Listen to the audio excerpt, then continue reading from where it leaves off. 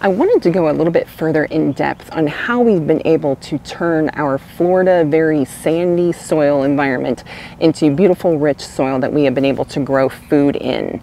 The secret is composting, specifically composting in place. So that's what we're talking about today on Peaceful Bird Gardens.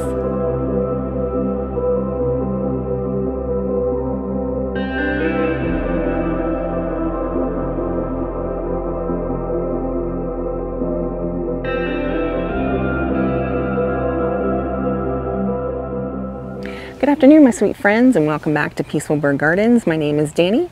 It is a beautiful but warm day here in April in Central Florida, Zone 9B 10A. And today we are talking about composting in place and other methods of composting and how we have been able to build healthy soil through those methods.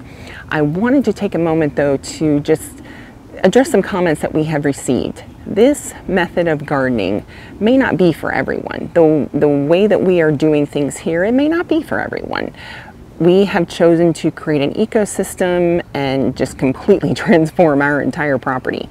But that's not going to work for people who live in an HOA or a condo or other situations. So we are not saying that this is the end-all be-all way of gardening. This is simply the way that we have chosen to do it, and it's worked out really beautifully for us and our lives. So I just wanted to take a moment to address that. If you can't find it here, I'm sure the YouTube universe has the information for you. So yeah. Healthy soil. What does healthy soil look like? Well, healthy soil has good water holding capacity, but it doesn't necessarily get soggy and hold water. Plants don't like wet feet, so you don't want really soggy soil. It also has good aeration, it has good texture, good structure. It has a certain percentage of organic material and minerals.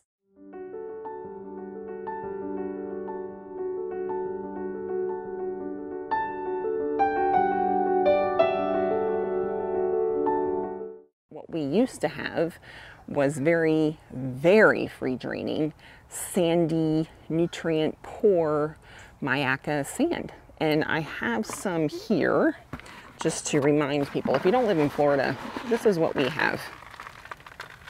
That's what we deal with. Most people would think that that comes from, well, this is what you would see at the beach.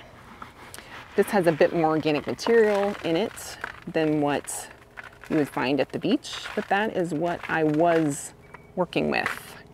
I still keep some around because the plants in the front, some of my native plants in the front, they actually prefer this, to be honest, to be truthful. Especially sandhill scrub type plants, they prefer the sandy soil. And that is soil. It is absolutely soil. I mean, I know people think that it's crappy sand, but it's actually soil. Now we have been able to create beautiful, rich, organic soil in the back through composting in place. Now we started just dumping tons and tons of municipal mulch on our property. That was the key, just covering what was already here. By covering the soil, you are protecting those soil microbes, you're protecting the insects that create soil, you are preventing erosion, and you are creating a better water holding capacity. So covering the ground is very, very important when it comes to building healthy soil. That's what happens in a forest ecosystem. The inputs from the trees and things like that drop, and then that creates humus, which is, organic material that creates lovely, beautiful, rich, water holding soil that has good aeration though as well, because sticks and things like that get intermixed and that creates little air pockets, and that's what we have tried to mimic here by using the mulch to cover the ground. Now we also, in the process of doing that, started planting support species, plants that we use to feed our soil. Again, this is a veganic system, a vegan system. We don't use any manure or bone meal or outside fertilizers of any kind. We use plants to feed our plants. So support species like pigeon pea, which is a nitrogen fixing plant, we grow those, chop them, and then put those around our fruit trees and shrubs and other things. Tithonia diversifolia, which is actually, you can see it all along the fence line behind me. I actually have it planted along the entire perimeter of our food forest in the backyard here.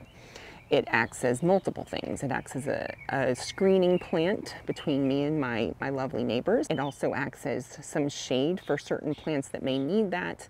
The main reason I grow Tithonia diversifolia is for its ability to feed the soil.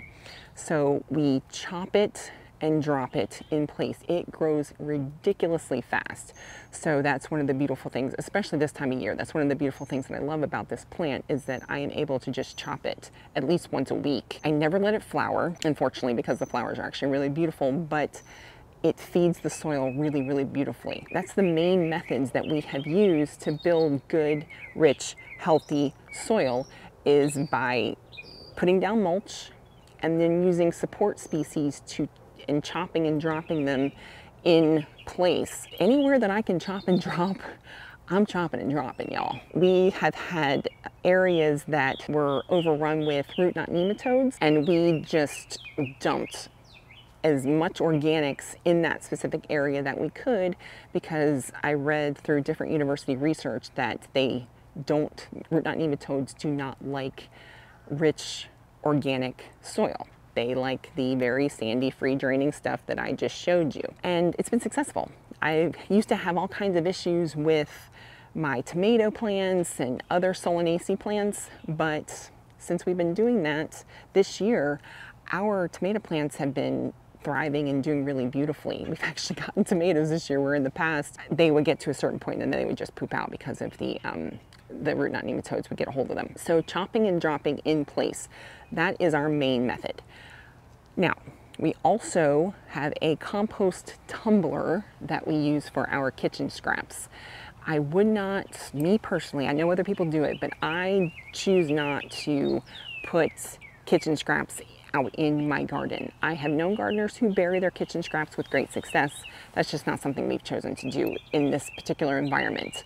We also have a sequestered, or like a compost bin. It's like a 3x3 or a 4x4. I'm actually in the process of building a new one.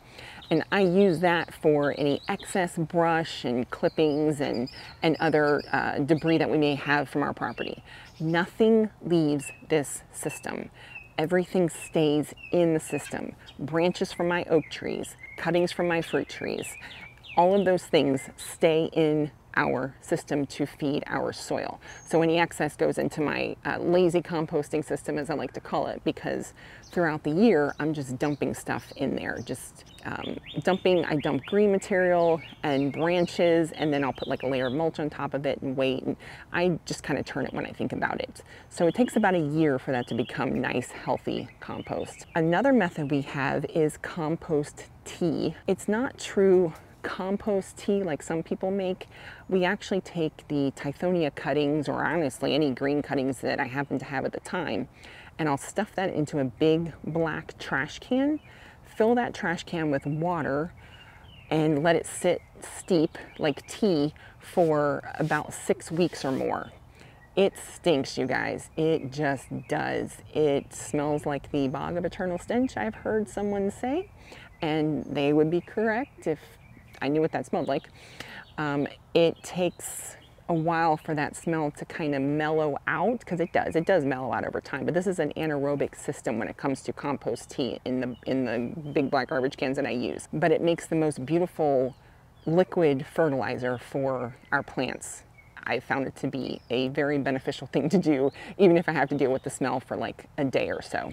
So those are the main methods that we use for building soil. And this is what we have created.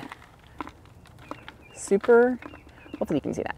Super rich, good structure, good water holding capacity. There's microbes in there. I may have disturbed some earthworms when I was digging this out, which sucks. But yeah, this is what we have been able. I just dug this out of the ground right over behind me near my banana patch. So yeah, good, healthy, organic, nutrient-rich soil. That's what I'm growing in these days. So I don't have to use outside amendments, because the soil in and of itself that we are creating is very healthy for the plants. Hopefully hope that answers some questions. So if you like this kind of content, if you're interested in gardening for wildlife, in an urban environment, growing Florida natives, having a food forest, come along on the journey with us. Give us a like, hit subscribe, and I hope to see you again on Peaceful Bird Gardens. Have a lovely afternoon, my sweet friends.